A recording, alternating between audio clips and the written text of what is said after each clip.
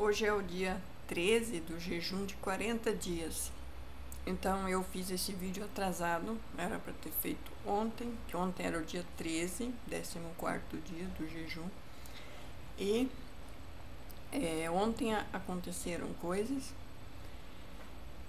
E como o jejum ele é baseado em 1 Timóteo 5:8, quem não cuida dos seus e dos da sua casa, né, especificamente dos de dentro da sua casa, negou a fé e é pior do que um descrente. Então, quem não é capaz de cuidar dos seus próprios filhos, que saíram da sua própria madre, que não é capaz de cuidar da sua primeira aliança, aquela que ele tirou da casa dos seus pais, ele não é capaz de cuidar de mais ninguém, porque ele negou a fé e é pior do que um ímpio. Então, ontem eu fiquei bastante ocupada, até que nem tanto, mas assim, a minha filha teve problemas na escola, ela ficou suspensa ontem, então eu tive que trazê-la para casa logo cedo, e então eu fiquei mais com ela durante o dia. E eu entendi que isso também faz parte da purificação, que o jejum ele nos traz purificação. Então, tudo que acontece com nossos filhos, de certa forma, tem a ver com a gente. E é para também qual o tipo de influência, onde eu errei, o que eu posso ter feito, falado, dado a entender. E então isso também é uma reflexão para que a gente também se analise. E para mim isso foi algo profundo. Então eu tive essa batalha ontem e espero em Deus que tenha êxito, que tenha melhoras, porque a gente quer o melhor para os nossos filhos, em primeiro lugar, né? Mas o Senhor nos ensina que em primeiro lugar é o cônjuge, né? Primeiro é Deus e segundo a nossa aliança, né? Nossa principal aliança aqui na terra, que é o cônjuge. Os filhos Deus nos dá e Deus também encaminha para a vida.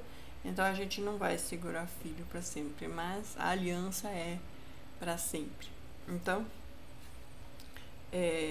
esclarecendo essa parte, porque o vídeo foi feito hoje e não ontem. Então hoje eu levantei e abri a Bíblia e abri aqui em Salmo 119 e eu fiquei olhando para esse versículo e meditando. A minha filha perguntou se eu estava bem. Ela estranhou que eu estava quieta, olhando para as paredes, mas na verdade eu estava refletindo sobre este versículo. Salmo 119, 89. Para sempre, ó Senhor, a tua palavra permanece no céu. Então, essa é uma palavra muito forte, se a gente analisar, porque a palavra de Deus não muda, ela é para sempre a mesma no céu. Então, as pessoas que acham que estamos na modernidade, tudo mudou, não, nada mudou. Jesus tinha nos afirmado que nos últimos tempos, nos últimos dias seriam muito difíceis. E realmente é o que estamos vivendo, vivenciando, está tudo à porta aí. É muito difícil você convencer alguém de que Deus não muda. Nada mudou. Nós que nos amoldamos a esse mundo em vez de nos amoldarmos a Deus, né? Então, assim, todo o texto ali do 89 até o 96, ele é bastante forte. Quer dizer, todo o Salmo 91, ele é muito forte. Salmo 119, né? A tua fidelidade dura de geração em geração. Tu firmaste a terra e ela permanece firme. Ou seja, todos os fundamentos da terra, a terra continua firme, algo segura tudo no núcleo. E então, isso permanece firme porque o Senhor o fez. E a fidelidade dele para manter tudo firme é porque ele é firme em sua palavra. Eles continuam até o dia de hoje, segundo as tuas ordenações, porque todos são teus servos. Então, toda a criação é servo do Senhor. Se a tua lei fora toda a minha recreação, há muito que pereceria na minha aflição.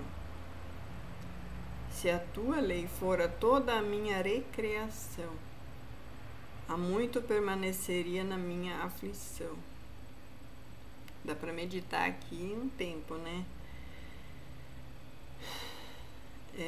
Há muito que pereceria na minha aflição. É porque a lei do Senhor parece que quanto mais a gente cumpre ela, mais ela exige de nós. Porque ela é perfeita e ela exige santificação. Aliás, ninguém permanece de pé diante de Deus sem santificação, né? Nunca me esquecerei dos teus preceitos, pois por eles me tens vivificado. Então eu começo a ter vida nos preceitos do Senhor. Os preceitos do Senhor que têm me dado vida, me dado novo fôlego, me dado ânimo para continuar. Sou teu, salva-me, pois tenho buscado os teus preceitos. Isto mesmo. Se eu tenho buscado os preceitos do Senhor, Ele pode me salvar de toda e qualquer situação. Os ímpios me esperam para me destruir, mas eu considerarei os teus testemunhos. Ímpios são todas aquelas pessoas que ficam te desafiando. Será que é de Deus? Será que não é? Será que Deus te chamou? E ficam ali te apunhalando. Então esses são os mais ímpios. Porque aqueles que não estão nem aí para você, eles não te dão trabalho e também não te corrigem. Mas aqueles que realmente estão ali te apunhalando, eles acabam sendo considerados ímpios, né? Porque eles não creem na palavra do Senhor.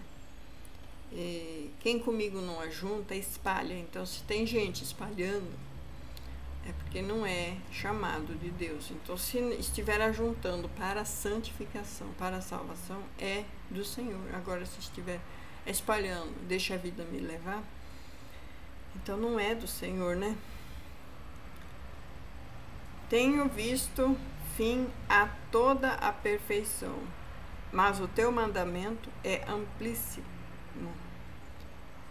Os mandamentos do Senhor, eles são tão amplos, que se você olhar a própria lei da semeadura e da colheita, a própria lei da semeadura e da colheita, ela tem tantas pormenores que dá pra gente ficar dia e noite falando só dela. Que tudo que o homem semeia, ele ceifará. Tudo tem o seu tempo, porque você não planta hoje e já colhe de tarde. Você vai colher a seu tempo. Se eu plantar trigo, eu vou colher em no máximo 4 meses. Mas se eu plantar abacate, eu vou colher em 5, 7 anos. Então depende do que eu planto. Se eu plantar oliveira, é mais tempo ainda. Então, a lei da semeadura e da colheita, ela funciona. Ela realmente funciona em tudo. Então, depende do que eu planto, a seu tempo eu colherei também. Então, se a gente tem plantado coisas ruins, é óbvio que a gente não vai ter como plantar coisas boas. Então, só na lei da semeadura e da colheita, a gente já pode parar ali e ficar meditando dia e noite, né? Então, tem a lei da gravidade, que é a lei que a terra puxa tudo, né? E tudo ao pó volta. Então, tudo mais cedo ou mais tarde vira pó. E o pó, de novo, transforma-se em vida, né, através de uma semente, né? Então, o pó não pode só por si se transformar em vida, mas ele precisa de semente. Ele precisa de alguma semente. E isso depende tanto de sêmen para criação de animais e pessoas, ou precisa também de semente, como se diz, semente de plantas, né? Então, sem semente a terra nada produz. E a semente do Evangelho, a semente dos salvos, a semente dos santos, sempre foi o sangue dos justos, o sangue de Jesus. Essa é a semente da salvação. E sem derramamento de sangue não há perdão. Não há perdão. E essa é uma lei também que surgiu no Éden. Surgiu no Éden, que se ninguém morresse pelo pecador, não haveria salvação. Então já havia ali uma promessa de que se houvesse. Então, assim, mesmo nos tempos mais antigos, antes mesmo de Deus ensinar sobre o sacrifício, já fazia-se sacrifícios.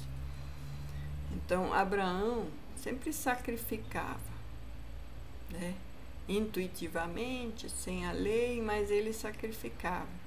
E quando Deus o pediu o próprio filho, era comum na época esse tipo de sacrifício aos deuses da terra. Então, sacrifícios humanos já existiam naquela época, infelizmente. Era para ter acabado com o dilúvio. No entanto, o instinto humano sempre ele traz essas coisas. Então, esse tipo de coisa sempre aconteceu e continua acontecendo.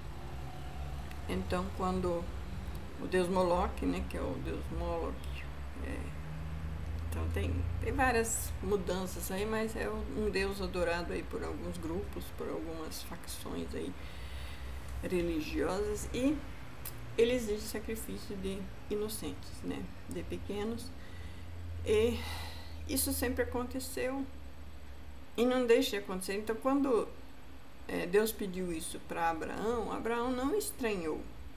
No entanto, Deus nunca pediria isso de ninguém e nem vai pedir. Mas Abraão não disse não. Então, assim, isso foi a prova de amor verdadeiro ao Deus verdadeiro, de que ele realmente abriria a mão do seu filho. Mas é porque é algo que já era comum na época. Então, hoje em dia, quando alguns casais aí que fazem parte de alguns tipos de rituais aí, sacrificam seus bebês inocentes, né, em falsos abortos, a gente que já tem entendimento sobre isso sabe para que foi. Então, mas é o Senhor quem nos dá esse discernimento. Então a gente vai vendo nas facetas da lei de Deus e como essa lei é ampla em tudo. Ela realmente simplifica em tudo. E quanto mais eu medito nela, de dia e de noite, mais eu vejo que ela é muito mais ampla, muito mais poderosa, muito mais em tudo, em todos os detalhes. Então é sobre isso que eu queria falar com vocês, né? Não cansem de meditar na palavra do Senhor e na sua lei, de dia e de noite, porque ela é muito, muito mais ampla do que tudo que a gente pode pensar.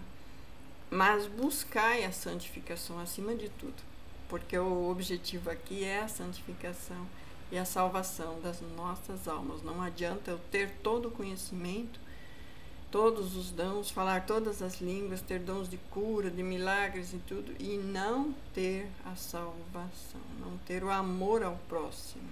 O amor ao próximo é não pecar mais com o próximo, não pecar mais comigo. Então, se eu não tenho amor, de nada me adianta tudo isso. Eu verdadeiramente amo o meu próximo quando eu o liberto do jugo do pecado e da morte. Esse é o verdadeiro amor. Libertar o próximo do jugo do pecado e da morte. Se eu o amo de verdade, eu o liberto desse compromisso, dessa algema que é o pecado, que se mostra às vezes como a opção correta, como o mundo tenta ensinar, mas quanto mais estudamos a própria palavra, a gente vê que não é.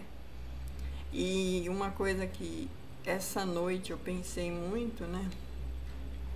Vamos fazer uma grande festa e festejar o casamento de Herodes e Herodias. Festejar junto, né? Vamos matar João Batista juntos, que é o que muitas pessoas propõem e acham que deve ser feito. Vamos festejar essa união Porque eles só merecem ser felizes, não é assim que o mundo diz? O maior profeta de todos os tempos, o maior profeta nascido de mulher, João Batista, morreu por causa de não concordar com a segunda aliança, com o primeiro cônjuge vivo. Então isso é uma grande lição para nós. De qual lado você está? Você está do lado de João Batista ou está do lado dos que festejam? Vamos analisar na palavra aonde está escrito. Então as facetas da palavra do Senhor, elas realmente nos exigem cada dia mais santificação. Então se você me ama, se você se ama, você liberta do pecado, você não vai obrigar mais ninguém a viver sob o teu jugo de pecado, só porque você precisa ser feliz, e não é assim. Então, fica essa palavra, essa mensagem, em nome de Jesus Cristo, receba, amém.